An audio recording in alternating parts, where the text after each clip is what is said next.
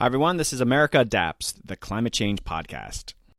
With these sea level rise projections, that we were going to end up perhaps being a walled city, a city where we could no longer see the water, potentially not even see the sunset or the sunrise, depending on where you are and the height of those walls. And that is something that personally is probably the greatest concern to me.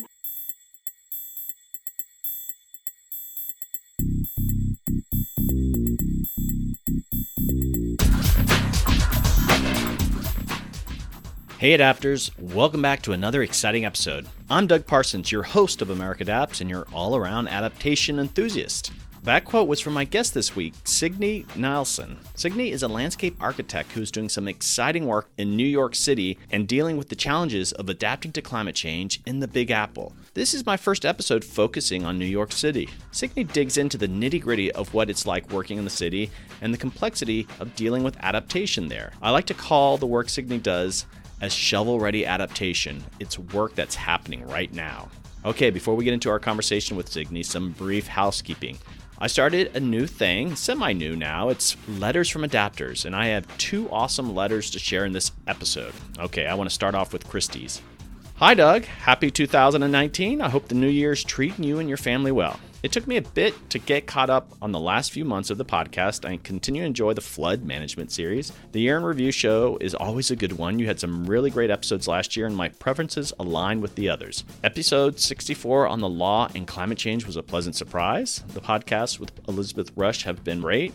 My favorite was episode 75, particularly the trans discussion, and I think she means a people's history of climate adaptation. This past semester in school, I was involved in discussions about social equity and marginalized groups, and that episode added a new dimension to the outputs of the conversation. I wanted to share some thoughts about episode 80, and that's the one WWF adapting to climate change. As someone who works in the humanitarian development sector, this was an especially intriguing episode as it provided a view into the inner workings of an NGO. Many of us have been to workshops like this, only the topic is a little different. However, these challenges are across most NGOs, and there were so many pieces I could identify with throughout the process. Kudos to WWF for putting themselves out there. This level of transparency is something we lack in the NGO world. One of the things I liked best about this work and the episode was the follow-up to the workshop. I would be interested in seeing where each country office is in the process this summer. WWF is smart by collaborating with you. When will others follow? Great question, Christy. Okay, enjoy the Arizona sunshine. We're gearing up for some weather phenomenon known as the winter storm Harper. I've missed the snow, so I'll take it. Looking forward to your next episodes. Christy Tabai. Thanks, Christy. Christy has been a long-time listener, and she's doing some great adaptation work in the Midwest. Yes, your email was perfect. That's exactly what we were going for in that WWF episode, giving a behind-the-scenes look at WWF and what it takes to integrate adaptation within their existing work. They are doing some amazing things, but I think they would also say that they have a long way to go. It's a work in progress. But I hope other groups, big or small, can listen to that episode and learn from it and take on their own institutional evolution. And FYI, you're crazy for missing snow. Snow gets old in about 7 minutes. You Midwesterners and your love of winter, you should be institutionalized. You see what I just did there? Okay, on the second email, and this one is from Rob Hart from Rhode Island. Hello, Doug. My name is Rob Hart, and I want to thank you for putting out your podcast, and I want to introduce myself. I'm relatively new to adaptation, and your podcast is a very helpful resource. I spent the first 11 years of my career as a naval officer traveling around the Pacific Rim and gaining a better understanding of the fragileness of our spaceship and its various ecosystems. Following my service in the Navy, I earned an MBA in sustainability and spent 6 years in the weeds working on an energy efficiency nonprofit. At the time, I felt sustainability was the best way for me to address the challenges of climate change. At the same time, I served as co-chair of my Rhode Island's Town Energy Committee, working to improve the efficiency of our town's buildings and increase the adoption of solar power and energy efficiency in our community. For a while, this all seemed like it was enough of a way for me to contribute to the great challenge in front of us. My town in Rhode Island is just down the road from the spot in Warren, Rhode Island that Elizabeth Rush so eloquently captures in the prologue to her book, Rising. 2 years ago, I began looking closely at sea level rise projections and their impacts on our community. I realized that we needed to grapple with this challenge today rather than waiting for the inevitable sea level rise. So I worked with my town to expand the scope of the committee I'd lead to focus on resilience. There's a lot of energy and support for this work in the community. Professionally, last spring I decided that after 6 years I needed to find a new challenge, and I've spent the last year on a sort of mid-career sabbatical. As I look toward the future, I am increasingly interested in making adaptation a focus of my professional life, beyond my local volunteer work. Sitting here on the Atlantic coast, it seems like such a huge endeavor ahead of us that most of us have not begun to understand, let alone begin planning for. Adaptation reminds me a lot of sustainability, which is a broad area which encompasses a lot of different professional skill sets. During my MBA, it took me a few years to arrive at energy efficiency as my focus area. With adaptation, I feel like I am back at square one. I am still trying to understand the landscape of adaptation, what kinds of skill sets will be most impactful, and which ones I could potentially add to my tool belt. Do you have any thoughts or recommendations about resources? Best regards, Rob Hart. Thanks, Rob. I love this email because it brings up something that I am seeing more and more, and that's people who are well into their careers but have an interest in transitioning into the adaptation universe. Rob and I were able to email a bit back and forth. There aren't too many degree programs in adaptation out there, so people are adjusting their skills as they go. Personally, I think Rob's background in sustainability would make him more than qualified to take on many of the policy and education adaptation jobs that are popping up. But let me be clear, there's a climate modeler job out there. You just can't wing that. You certainly need very specific skill sets to do that. I think I need to do an episode about mid-career transitions into adaptation. Like I said before, I'm hearing this more and more. People contact me asking my advice. So if you have ideas for this, please reach out to me if you are experiencing something similar. I think people are not familiar enough with the adaptation universe as an emerging field that they don't realize or necessarily have the confidence to think that they might fit in right now. Yes, you have a lot of homework to do, but at the same time, we are still early days in this field. There aren't really certification programs.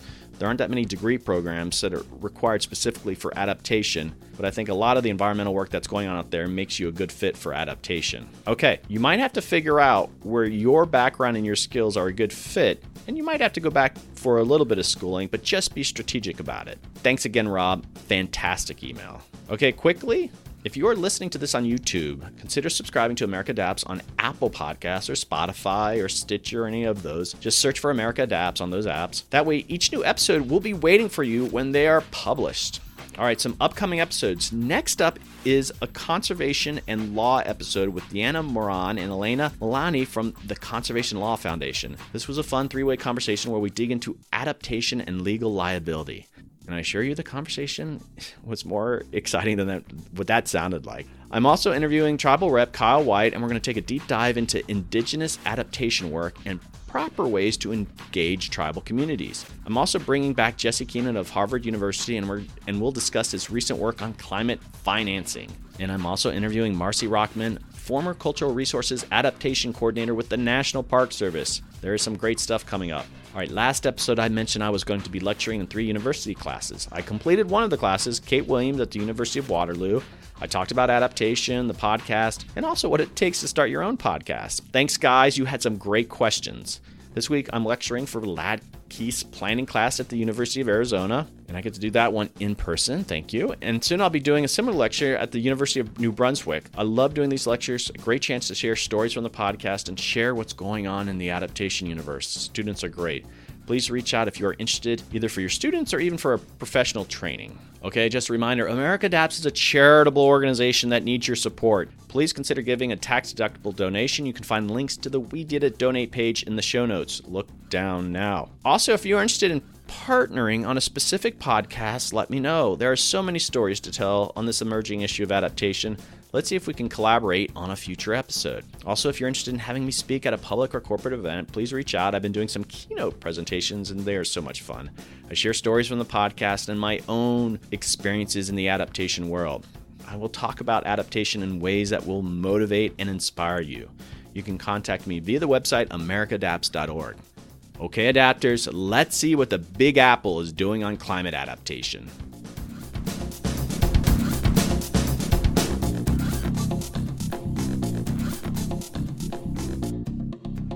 Hey, welcome back, Adapters. On today's episode, I am very excited to be hosting Signe Nielsen. Signe is based in New York and is a founding principal of Matthews Nielsen Landscape Architects and has been practicing as a landscape architect and urban designer in New York since 1978. Hi, Signe. Welcome to the podcast. Thank you, Doug. Good to talk to you. This has sort of been a long time in the making, but it's great to finally have you on, and I've really been enjoying doing the homework on you. You've been in the thick of a lot of New York things, and that bio I just did to introduce you is really just tiny. You're an award-winning landscape architect, and yeah, it was fascinating to see all the work that you're doing, and I'm going to just jump into this. We're here. This is a climate change podcast. You were at this event, Climate Change in New York City, Bridging Science and Practice. And I think this would be a good way to kind of start all these discussions I want to cover is you were quoted as coming up as part of some case study work that you did. You had 3 basic principles of designing for the future. And I'm going to read them real quick, but then we can jump into those. Deliver quality of life as a key performance outcome of a design. Social cohesion is a key increased resiliency, and local responses generate generalized climate responses. And I'm assuming you remember that presentation. I do, yes. Well, give me a little history. So it seems like you put a lot of thought there. How did you come up with those 3 sort of principles? Well, if you think about, I guess that being in New York, we were engaged in a number of projects immediately after whatever you want to call it, Superstorm Sandy. And we saw firsthand the trauma that a number of communities had gone through. And in those early projects that we did, one on the Lower East Side, one in the Rockaways, and one in Lower Manhattan, you were dealing with a number of folks who were still, as I said, traumatized by the experience that they had, whether it was lack of elevators or inability to get their medications or just a feeling of being lost and separated from their neighbors and no place to turn. So it wasn't an anger necessarily. It was more just, I would say, a deep-seated fear of how their life would go on. So I think from that, I got those 2 principles of quality of life and social cohesion. And the state of New York issued a very interesting RFP called New York Rising. And it was one of those projects that we did very early on after the storm. And there was very little money available from the state. It was more about bringing people together to talk about how they could adapt and be more resilient in the event of another disaster. And what we heard over and over again is that folks wanted a way to communicate, to know that there was a place to go, that they could find out what to do if they were somehow stranded. So to me, that is a quality of life when you think about sort of the future. So in regards to the first 2 out of those 3 and my own brief exposure to landscape architecture is that those just seem like the kind of bread and butter approaches to landscape architecture, right? I mean, these are the things that you're doing when you're doing projects, but I guess this additional one is like climate change and you bring in threats of other things, but is that third one sort of the kind of unique thing in all this? I would say it is. I think that where landscape architects I think we're kind of deeply emotional. I don't want to speak for all landscape architects, but I certainly respond as one human being to another and trying to figure out how my skills and skills of landscape architecture can be used to make people's lives better, frankly. And if it's through design, if it's through education, if it's through helping people understand what is the basis of a problem, that is what I want to try to do. And whether we do it graphically, whether we do it through inspiring designs, or whether we do it through kind of simple education. Again, I'm going to use another experience where we went out to the Rockaways very shortly after the storm, and community members were throwing numbers around about, we need a wall that's 13 feet high. We need to elevate the boardwalk to 14 feet. And what I began to realize is that nobody was really speaking the same datum point, because part of the problem is that New York City for many, many years did not use the national benchmark for survey data. And instead, every borough had its own baseline number, which was completely stupid. And so each borough is actually somewhere between 1.5 feet off from another borough. Now everybody understands what elevation 16 means, but right after the storm, there was a lot of confusion. So what we tried to do is explain to people what exactly these elevations meant and when they remained vulnerable and when they could be considered, safe until 2050, 2080, and now we have data going out to 2100. Okay, I want to take a deeper dive in New York, and you've already kind of jumped into Hurricane Sandy, but just I guess before we get into that is, when did you really start thinking about climate change? And you've been doing landscape architecture since 1978. When did it really kind of come up into your work? I would say that we did a project in 2004 that lasted really until 2015. It began as a master plan of the South Bronx. And the first project that we built was in 2010 that was an outgrowth of that master plan. And during that experience, we decided to convert a contaminated bulkheaded shoreline into a tidal wetland and freshwater wetland. And it was at that time that I began to understand, first of all, the tidal variations in the river, the forces of surge, the amount of debris that any kind of storm surge brings with it, and the potential damage that that debris can do to a landscape. And I then began to think about what kinds of plant material would be able to withstand a flood condition should that occur. So I guess I would say it was in the 2008 to 2010, somewhere about then. And that was almost synchronized with the first New York City mayoral panel on climate change, where we first began to see the statistics of the city. Okay, that's very interesting. And I think other landscape architects would probably learn from your experiences. But when you started hearing these things, how do you, as an experienced landscape architect, do you look at, is there science? I mean, are there experts that you're reaching out to? I mean, it's such a new area. If you look at sea level rise and such, I mean, how do you literally sort of integrate it into the work that you're doing? And then was there sort of like an aha moment, like, wait a sec, this is going to be a really serious problem for my field? To respond to your question about experts, yes, absolutely. We do use experts. And one of the fields that is growing, it's quite inscrutable when you look at the statistics, but if you understand at the end of the day what is being produced, it's incredibly useful, and that is modeling of the water. So these models look at the way in which water can surge into an area, or alternatively cause overtopping, or where wave action can result in what we now use as the freeboard additional elevation.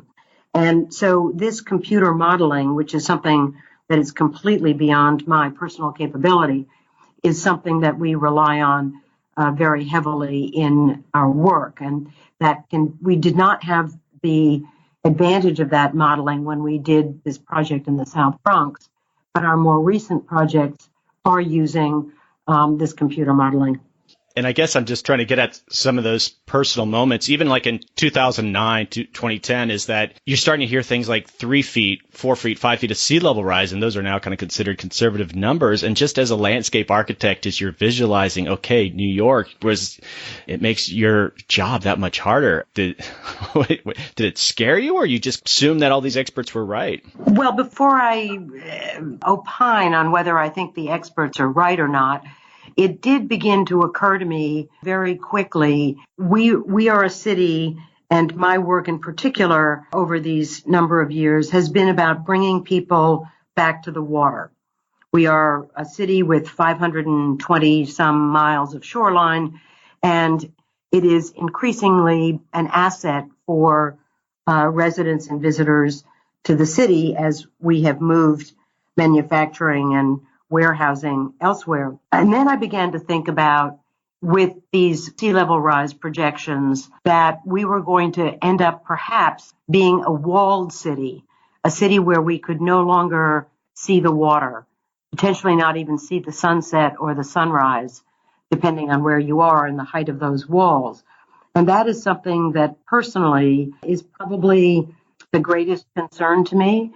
Now, to the second question about the statistics, the first mayoral panel had 3 levels of projection. It had slow, medium, and fast sea level rise based on ice melt. And that, of course, is related to the global warming phenomenon. And that I really am not qualified to adjudicate on.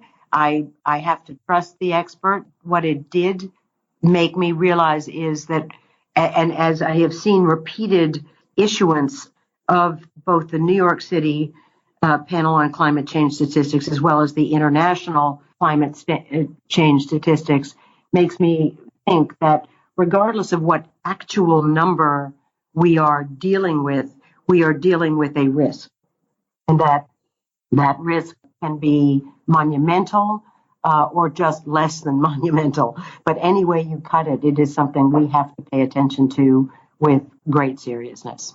Well, it's nice you trust the experts. You're at this private firm, but you obviously are very involved with a lot of things going on in New York. And could you give a little bit of background on, you are currently the president of the Public Design Commission.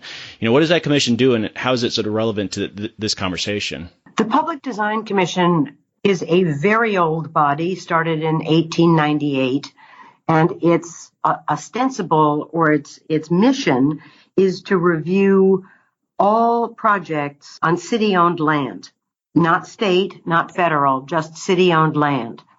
So the kinds of projects that we see are, range from parkland to hospitals to EMS stations, police stations, libraries, sometimes even housing, if it is built on city-owned land. And we are supposed to focus our comments on the aesthetics. But as we delve deeper into the issues of climate change, one of the things that I have requested from all people who are submitting is that they identify the relationship of their site to water, and to look at their flood zone both now and for the useful life of the project, so that we can have a conversation about the way in which the project is responding. Again, we have to stick to the aesthetics, but those aesthetics quickly get into issues of elevation change, access, handicap accessibility, relationship of that building to its neighbors. Those all become aesthetic considerations as much as they are adaptation strategies. Now, is it a city commission? Is it regulatory, or how does that work? We are regulatory. We are actually the last stop in the approval process. So every project on city-owned land has some city agency with whom it is coordinating, whether it is a development arm of the city or the Department of Transportation, the Sewer and Water Department, the Parks Department, etc. And the project must go through approval of all of those city agencies before it gets to the Public Design Commission. So we are the last stop. We have we cannot enforce what we say, other than the fact that the project cannot move forward without our approval. But if the project is not built exactly the way we approved it, we cannot fine the owner or in some way have teeth, if you will, behind our approval. Okay, maybe you can clarify this, and since you're involved with so many things there, is that I hear things out of New York, and it sounds almost there's so many overlapping things. You have these commissions. My understanding that the mayor of New York is actually quite strong compared to some mayors. You have the city agencies, and you have the federal government as part of New York. Is it an effective way to sort of deal with these climate change issues? Is the city really integrated well? It just seems like I hear about all these different initiatives going on, and I'm like, I don't even know if they're related. Well, we are a huge city of, 8 million, 9 million, creeping up to people. And there's no question that to somebody not from New York City or Los Angeles, we are probably a daunting city in which to do work, and navigating one's way through the jurisdictional process is no doubt challenging. I will say that I take somewhat for granted and probably use too many acronyms and such because this is just our bread and butter, as at least 50% of the work that we do is for public agencies. So I personally don't have that much of a problem figuring out how to navigate it. But to your larger question as to whether the city is a coordinated front when it comes to having a strategy about how we're going to deal with climate change, I would say that there is a single body, and it is the Office of Recovery and Resilience, that has been given the authority to determine how the city moves forward.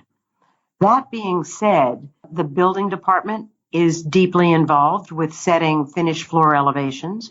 The Department of City Planning is deeply involved when they think about communities and how an entire community is going to respond to climate change, not just a one-off individual building. And the Department of Transportation is deeply involved because oftentimes their streets are low and become the channels through which water can flow in the case of a storm surge.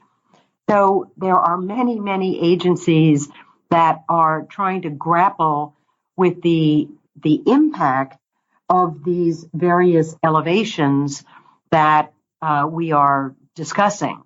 And I've most recently been on a panel it is a panel convened by the mayor, and it is specifically geared toward setting standards for climate change. What I appreciate about this current proposal is that it's looking at buildings by their relative criticality and their useful life.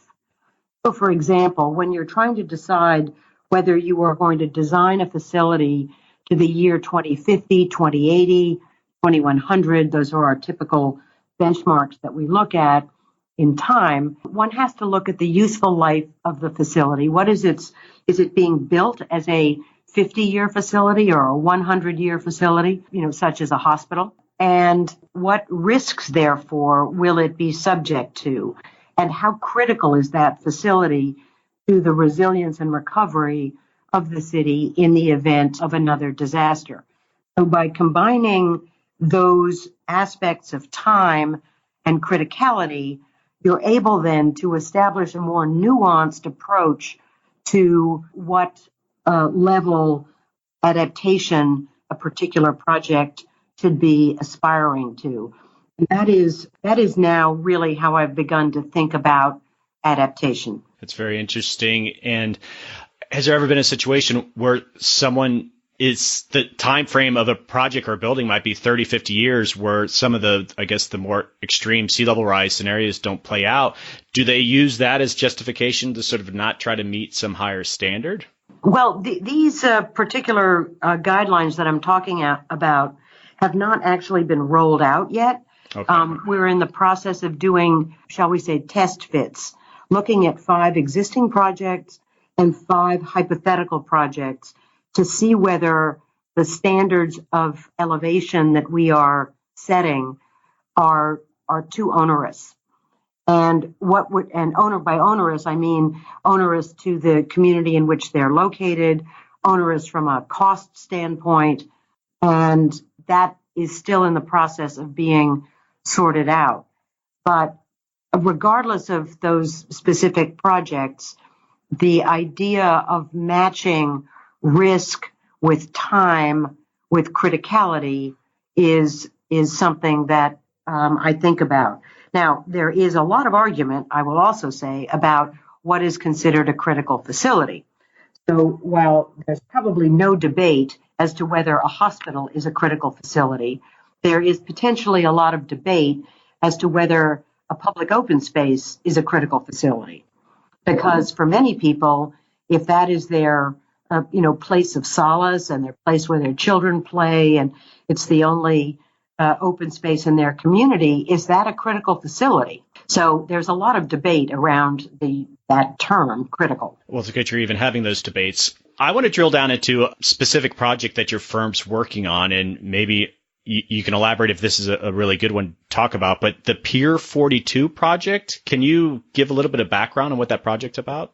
Sure. I think it's an excellent project to talk about.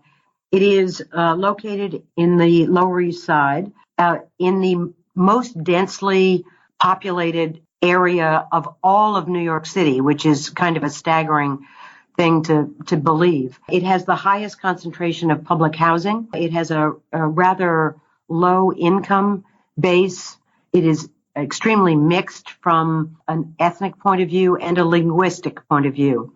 So when we started working on Pier 42, it was literally a month after Hurricane Sandy. And many of the residents that are within 2 or 3 blocks of the shoreline had their electrical and mechanical systems destroyed.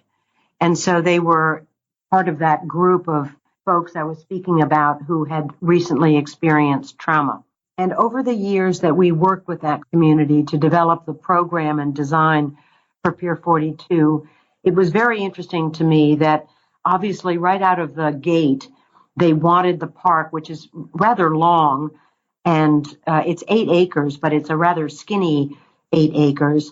They wanted us to provide some kind of a landform, or if you will, a barrier against storm surge. That, to me, was an appropriate response, not really from the standpoint of protection, because water could just go around either side of it, but from the standpoint of trying to block out the noise and the view of the highway. We did spend a lot of time explaining to folks that this distance that we might be providing an elevated landform, a berm, if you will, would only work if it was tied into on both sides so that their entire neighborhood was protected.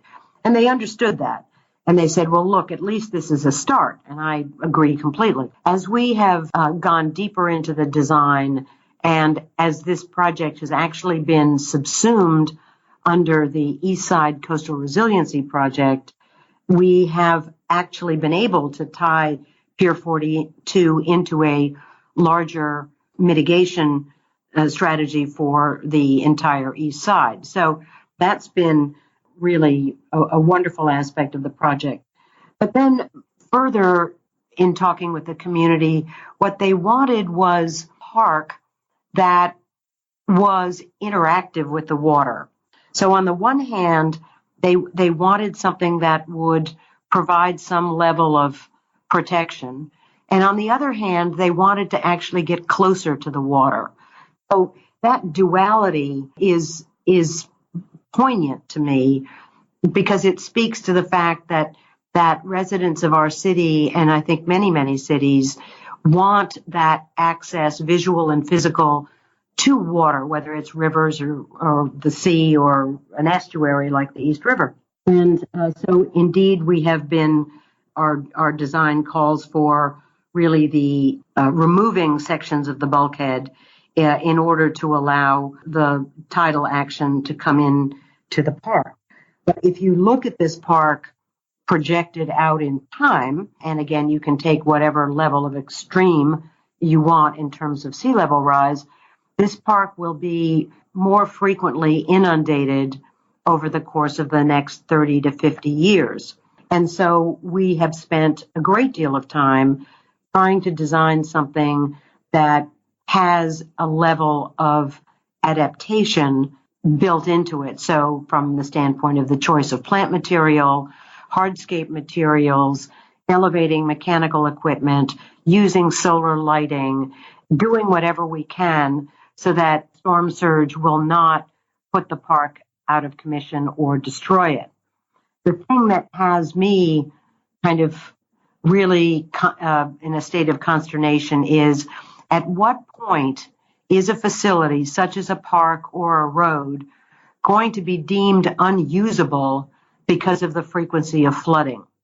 You know, right now we maybe consider storms to occur every 10 to 20 years. What happens when that is every month and the park is flooded once every 30 days? At that point, is the park unusable, or will it have to be every week? These are questions that I don't really think we are all thinking about very clearly. But it is something to me that when I say, oh, okay, well, we've designed this park to be floodable. So what does that mean? Floodable, as I said, once in a while, once every week. I don't know the answer to this. I think some of my listeners from Miami will kind of snicker because they're, as you probably are aware, they're dealing with that monthly flooding, and I'm not quite sure how the local government's really adjusting to that. I was just going to say I was just in Miami, and I went to look at some of the projects that they're doing there where they are raising the roads. And it is something that the city of New York is considering. Yes, Miami is really trying to deal with this. Yeah, poor Miami. I have some questions about the community engagement, and I think I read somewhere that you had like 10 meetings for this Pier 42. I don't know if that sounds accurate. So the Superstorm Sandy came through, and that obviously just drove a lot of the conversation and changed the politics of New York. But when you had these community meetings, were people coming to those meetings and talking about, I guess, sea level rise and climate change, or was it more just about this immediate concerns of storm surges and such, where there's these kind of two conversations that you can have about these threats? And how did the sort of person on the ground talk about that in these community meetings? You are correct. They spoke about it as, from a directly personal standpoint, they wanted to be protected against storm surge. As we all know, climate change has been a politicized term that I'm not sure that everyone in this country has their arms fully around. Even the American Society of Landscape Architects was loath to use the term climate change until fairly recently. So we did not go down that road, if you will. We talked about simply the fact that that this park is at risk and is vulnerable, that we cannot tell you how soon this will be a problem, but that we have just recently experienced an example of that problem and we need to design for it. So to some extent, we skirted the issue, because if we then started getting into ideas of mitigation and carbon reduction, that would have, I think, kind of sidetracked the focus of the conversation. But it is obviously deeply embedded within me that I understand that if we're looking at mitigation, we're looking at a much more, I don't even know the word for this, but really a global approach. And what I can do in a single site is perhaps create a better carbon sink, and I can try to be responsible about my choice of materials and how a site is constructed to reduce a carbon footprint. But I can't solve the larger global carbon problem. I certainly agree, and I wasn't sort of implying mitigation should be brought up, but I guess I look at those as two separate things. It's the immediate response to a storm event and storm surges versus this kind of steady threat of sea level rise over a certain time frame, and I guess having the local population recognize that this threat is baked in and not to sort of talk about in that larger climate change context. Are you really doing the proper planning, or is it left up to sort of people like you that just, okay, we'll factor those things in. We don't expect the public to kind of really digest and give us the feedback on those issues? I would say where we look to the public to give us feedback is once we have laid out the levels of risk and we illustrate the physical manifestation of adaptation. In other words, by the height of an element, whether it's a berm or a wall or a levee or simply raising the entire elevation of a given locale, that is where people begin to recognize and become aware of what climate change is doing. So we have to translate these rather abstract elevations and issues into a physical demonstration of how a response can be configured. And then I think it begins to create an awareness that this is a growing, ongoing, even accelerating concern.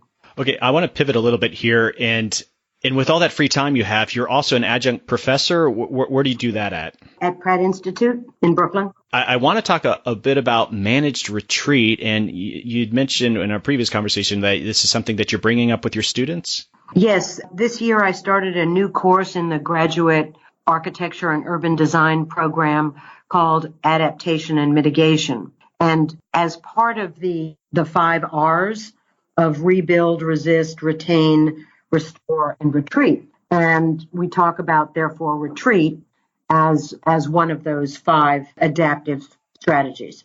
And I'm assuming it's probably the least attractive, especially when you think about New York City. And when you have these conversations with your students, are there already some case studies that you're looking at of managed retreat? It just seems like an incredibly difficult thing for a community to do, to find the resources to do. Is it something just realistic in the short term? There is one example that's been successful in New York City, and that is in Staten Island. It's called Oakwood Beach.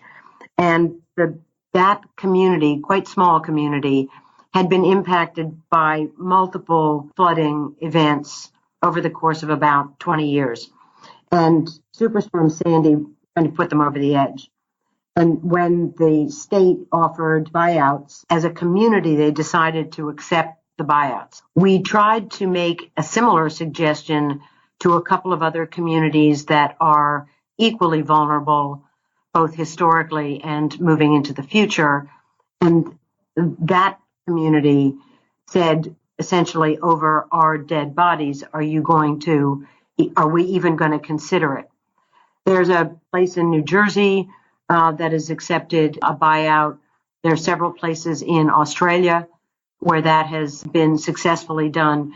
But essentially, just think about it from a humanistic standpoint. A community has to decide to do this really as a collect. If people start to individually sell out, within a fairly short period of time, that community is going to begin to look like Detroit or parts of Baltimore, where there's, a few residents amidst a decaying environment. And, with that comes all kinds of social and economic disorder.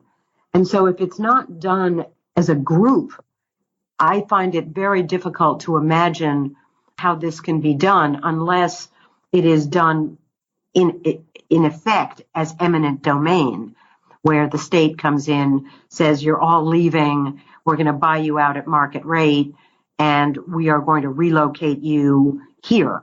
That's the only other way I can imagine this to be done. But it is one of the most challenging topics. And for example, the Rockaways, which are a barrier island on the Atlantic Ocean in Queens, here in New York, has an enormous population of people in public housing, and they were severely impacted by the hurricane. Where are we going to move 625,000 people out of public housing?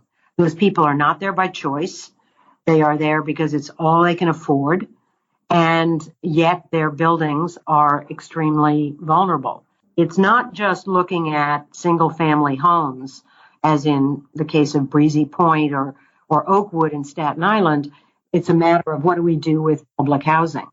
And for the most part, a lot of our public housing, I haven't actually done the percentages, but a lot of our public housing is in very vulnerable locations. And that is something that the city cannot do alone, as that public housing, first of all, was built with federal money. When you think about a project a landscape architecture firm would do, have you heard of any, and I think I probably know the answer to this, where you look at things like, we're going to bring in nature-based solutions here, but we're going to do some hardening here, and you look at the entirety of the project. Have you heard of any projects out there that actually have factored in managed retreat as part of the whole project? I have not. What I have observed is that that Australia and Japan are two of the countries that are probably doing this in the most intelligent way, and where they have mandatory setbacks from, in the case of Japan, from tsunamis, and I guess in Australia also from tsunamis, because it's on the West Coast that I'm speaking about. But I don't know an example in the United States There are several people out there researching this topic, and I am frequently being brought into the conversation. So I'm trying to keep my fingers on the pulse of research that's being done. I do know that the Lincoln Institute for Land Policy is probably the leading organization studying this in the United States right now. Well, here's a little bit of like a request for your class. I don't know what kind of coursework that you do, but just, sometimes you have these seminars where students do these model case studies or model projects, and maybe someone's going to tackle managed retreat as part of the overall scope of the project.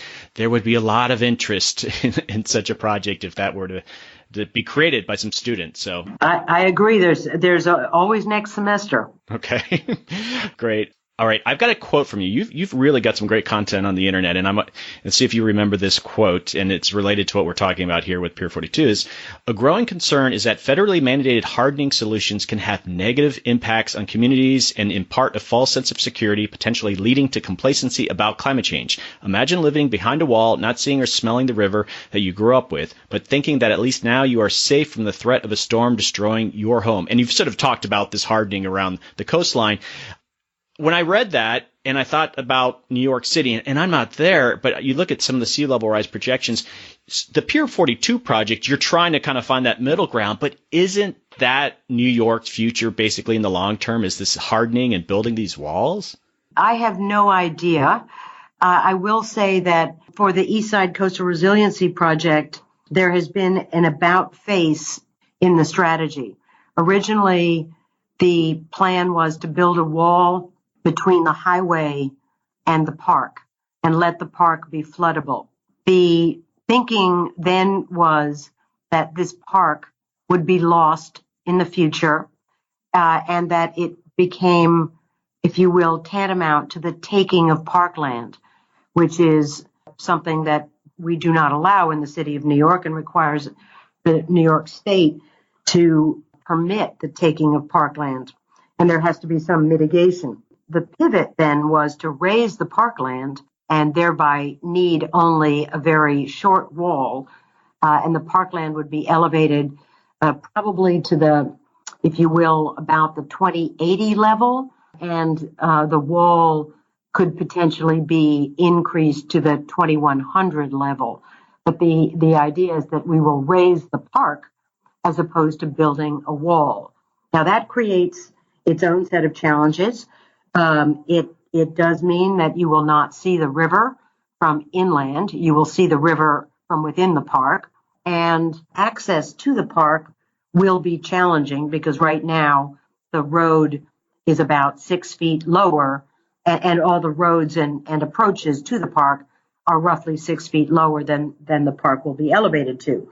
So a solution to that is, of course, start to build bridges that take you up and over the highway and bring you in at that higher elevation. It's not the most graceful way to enter a park. It is not necessarily an intuitive way to enter a park.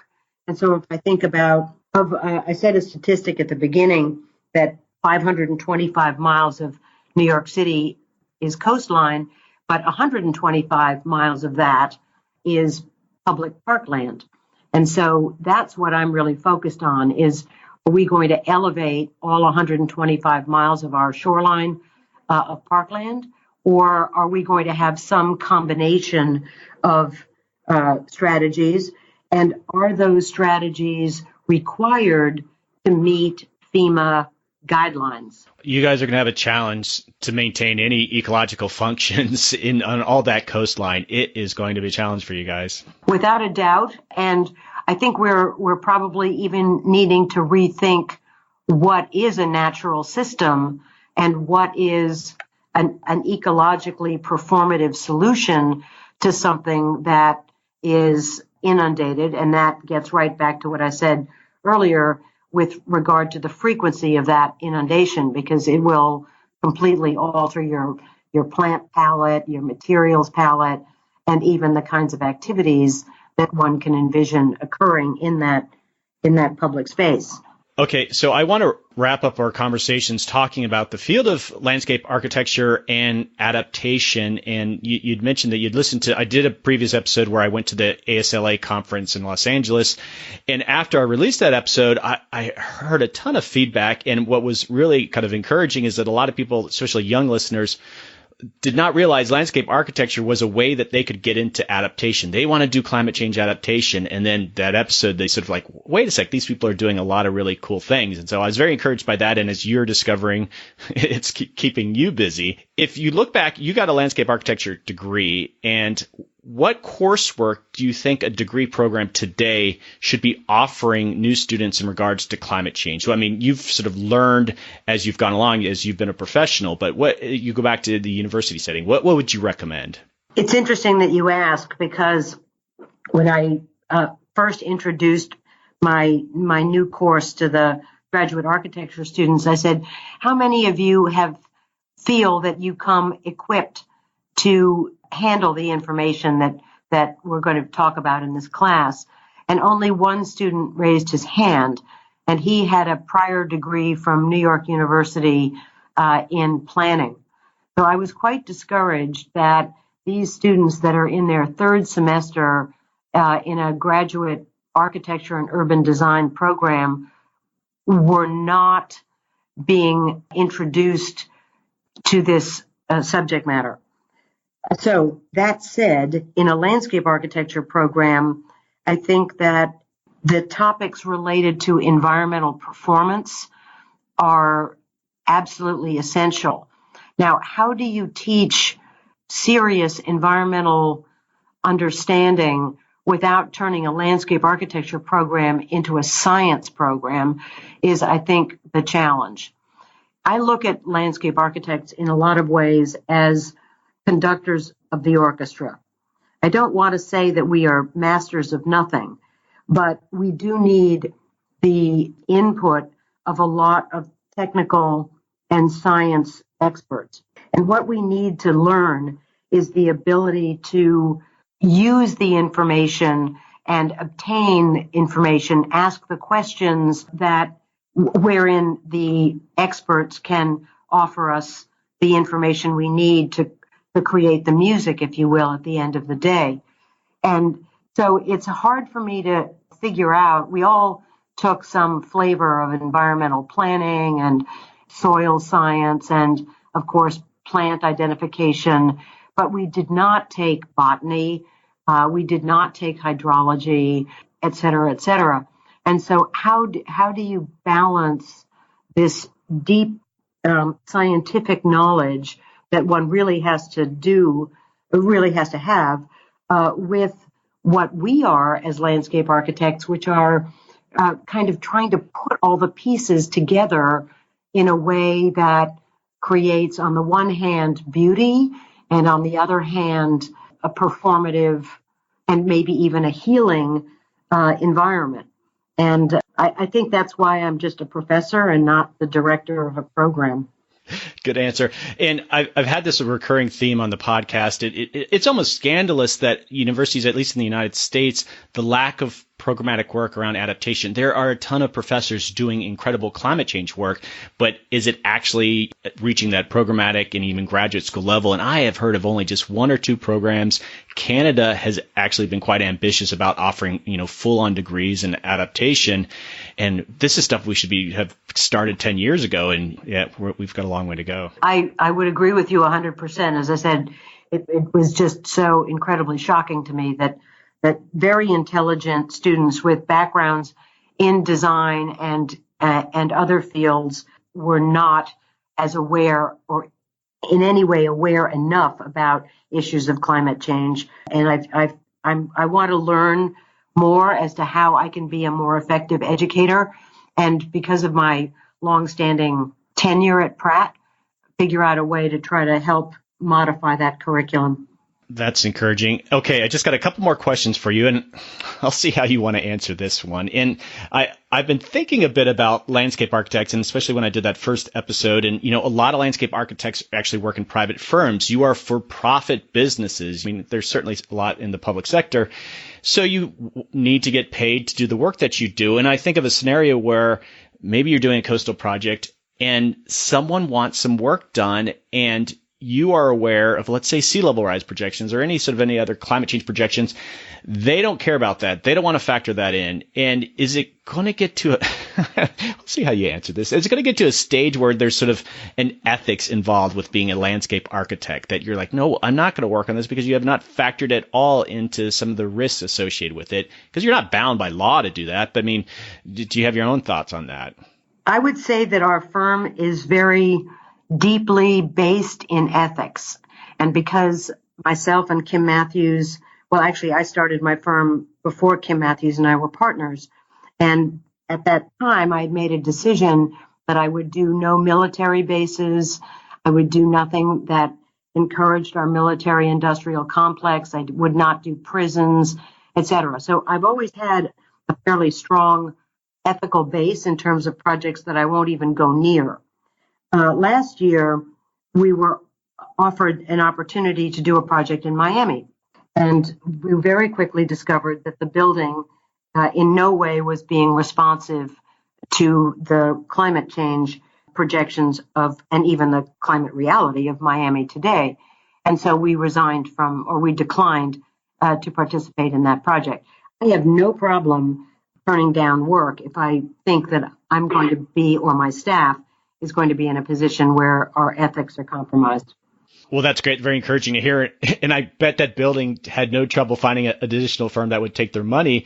And I'm assuming there's not some sort of universal code of ethics with landscape architects. It's just maybe just more of a basis that you might learn when you get a degree, but like accreditation or anything like that? Well, as we are licensed professionals, we are obligated to uphold the state description of health, safety, and welfare.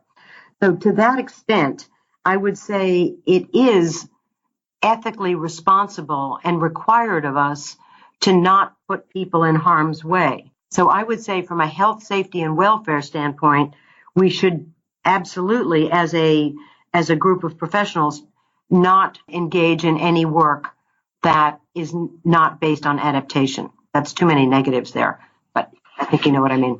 I think it was a great answer. One last sort of landscape art question, then we're going to wrap this up, is that you've talked about some projects here, but can you just give one example of a model, and you can promote your own project, of a model adaptation project that I want to include in my show notes, that's sort of saying, if you're out there and like, this is really almost, getting it quite well in this time frame, like at this stage, and is there one you would point people to? I'll use one. It comes with some baggage, I will say, and that is Pier 55. It has a lot of baggage because of the personalities involved in the project, and it has received a great deal of press as a result of various lawsuits and what have you. But the project is now moving forward unfettered, and it is the first pier that's being built in the Hudson River that is adapted to climate change. All of the other piers and public access in Hudson River Park is based on the historic bulkhead elevation, which is quite low. Pier 55 recognized that this is a 50-year lifespan. We are obligated under our contract with the state to build for 50 years in the future. And so we elevated the entire pier. We separated it from land.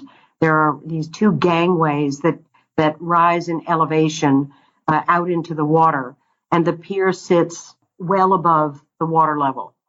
There are some interesting advantages. I mean, iconically, it's quite spectacular because of its elevation change. Psychologically, it's interesting because as you leave the bulkhead and you get out onto these kind of gangplanks, you kind of leave the city behind you, and you are going to what appears to be an island. And then thirdly, there's an interesting advantage of the problems that we're always facing, which is shading of the aquatic life in the river. And by elevating the pier so high above the water, we're actually able to get the low angle of the sun, morning or evening, to penetrate quite deep under the pier. So there's an interesting environmental benefit to doing that as well. So I would turn to Pier 55 as a It's now begun to have enough reality to it in terms of how much has been built that people can see this. Okay, excellent. And I guess if I had any criteria, if it was truly a model adaptation project, did it have a good communication strategy? Are you shying away from bringing up climate change and this is adaptation? Because that to me is part of the models that it needs to be shared quite easily. So I don't know if that was part of the whole process. It was very, very much part of the process. It was something that we spoke about and we continue to speak about at any public interaction, and also with the state and federal agencies with whom we have had to obtain the approvals. Okay, 2 last questions. This next question, hopefully it'll be a fun question. You are in the thick of all this climate change work in New York City because you refused to learn how to type early in your career. Is that accurate?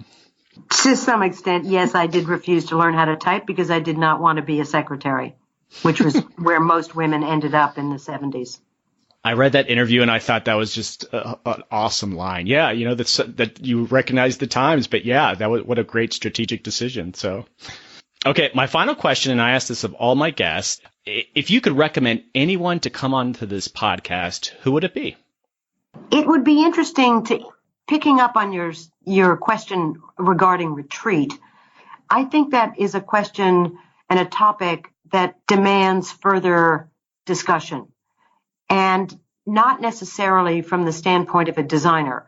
So I would suggest, and I can do some research for you on whom at the Lincoln Land Institute might be an appropriate person to speak with.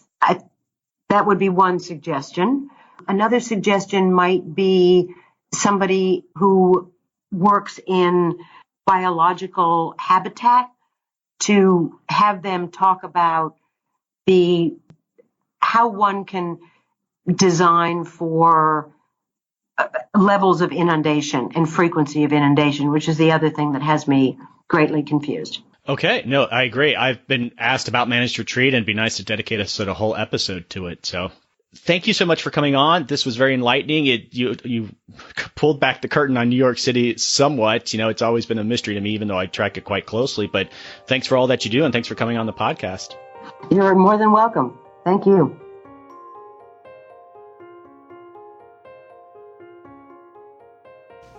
How are you, Lenny?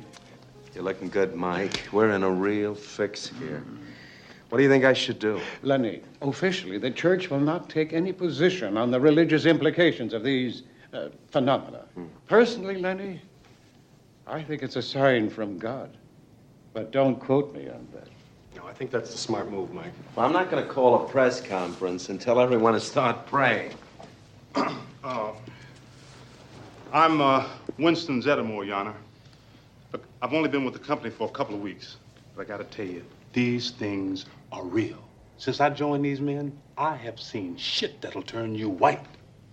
Well, you could believe Mr. Pecker. My name is Peck.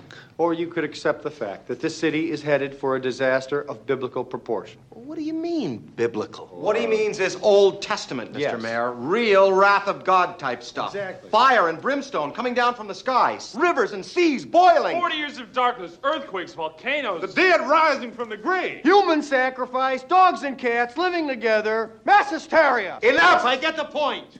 But what if you're wrong? If I'm wrong, nothing happens. We go to jail, peacefully, quietly. We'll enjoy it. But if I'm right, and we can stop this thing, Lenny, you will have saved the lives of millions of registered voters. I don't believe you're seriously considering listening to these men. Get him out of here. Bye. I'll fix you, Venkman. I'm going to fix you. I'm going to get you a nice fruit basket. I'm going to miss him. All right. We got work to do. Now, what do you need from me? I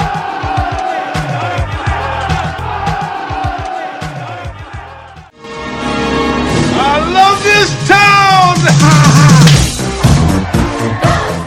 Okay, adapters, that is a wrap. All right, in case you were wondering, that was a scene from Ghostbusters where they got the go-ahead from the mayor of New York to take back the city from the ghost invasion. I love this scene since it demonstrates the can-do attitude of New Yorkers. Okay, now work with me on this. But I think for some people, climate change is this out-of-this-world topic that they can't quite get their heads around, but they are trying. I think sort of like what just happened in that scene. I've been to New York only twice, but I'm always dazzled by it. Truly one of the greatest cities in the world. And I think truly up for the challenge of climate change. And if there was ever a pep talk for adaptation, I think that scene was it. And well, quite frankly, I've been using that dog and cats line for decades. All right. Thanks to Signe Nielsen for coming on the episode. I'm amazed at the work already happening, and hopefully Signe's stories will demonstrate a lot of shovel-ready adaptation is already occurring in the city. New York is one of the most progressive cities when it comes to adaptation, but as you can see, they are still figuring things out. But credit to their political leadership for allowing the city the space to do these things. I'm sure we'll be coming back to New York City over and over again on this podcast. Some final housekeeping, don't forget to join the Facebook page and the Facebook community group. The group is private, but just search for America Adapts and ask to join, and I will approve you. The group keeps growing, and we have some great conversations in there. On that note, I love hearing from you. I have those letters from adapters. Listen, if you don't want me to read it on the episode, that's fine. Just write me anyway, and I always get permission when I do that letters from adapters anyway. But if you have an idea for a guest, just want to let me know about episodes, reach out. Seriously, it's a highlight of my week hearing from you. I'm at americadapts@gmail.com. Send me an email. Check out the website, americadapts.org. All this information is in the show notes, especially that link to the donate page. Okay, adapters, keep up the great work. I'll see you next time.